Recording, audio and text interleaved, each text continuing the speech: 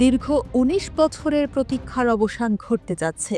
রাজনীতির চড়াই উতরাই আর দীর্ঘ নির্বাসন পেরিয়ে আবারও পৈতৃক ভিটা ও নিজের নির্বাচনী এলাকায় ফিরছেন বিএনপির ভারপ্রাপ্ত চেয়ারম্যান তারেক রহমান।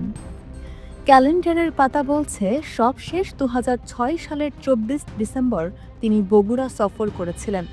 দীর্ঘ ১৯ বছর ১৮ দিন পর আগামী ১১ জানুয়ারি আবারও বগুড়ার মাটিতে পা রাখতে যাচ্ছেন তিনি।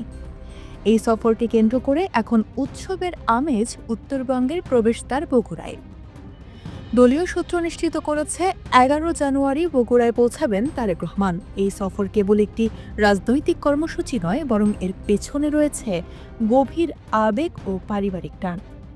বগুড়ার গাবতলী উপজেলার বাগবাড়ি এলাকা, যেখানে রয়েছে শহীদ প্রেসিডেন্ট জিয়াউর রহমানের পৈতৃক ভিটা, সেই মাটির টানেই ফিরে আসছেন তিনি। তবে কেবল বগুড়াই নয়, এই সফরের পরিধি আরও বিস্তৃত। সফর শেষে তিনি চলে যাবেন বীরের ভূমি রংপুরে। সেখানে বৈষম্য বিরোধী ছাত্র আন্দোলনে অকাতরে প্রাণ বিসর্জন দেওয়া শহীদ আবু সাইদের কবর জিয়ারত করবেন তিনি। এটি বর্তমান রাজনৈতিক প্রেক্ষাপটে অত্যন্ত তাৎপর্যপূর্ণ একটি পদক্ষেপ হিসেবে দেখা হচ্ছে।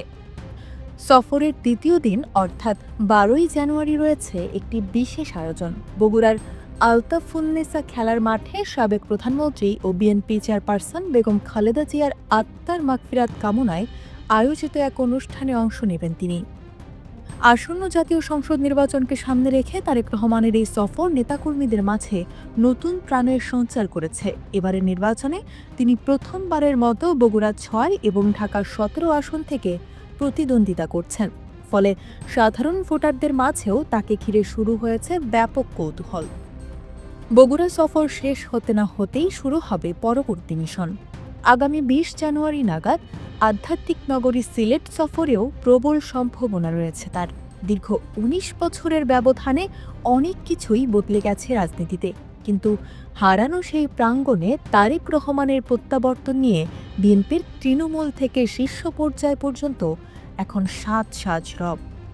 একদিকে নির্বাচনী সমীকরণ, অন্যদিকে মা ও মাটির প্রতি দায়বদ্ধতা। সব মিলিয়ে তারেক রহমানের এই সফর বাংলাদেশের রাজনীতিতে এক নতুন মাত্রা যোগ করতে যাচ্ছে।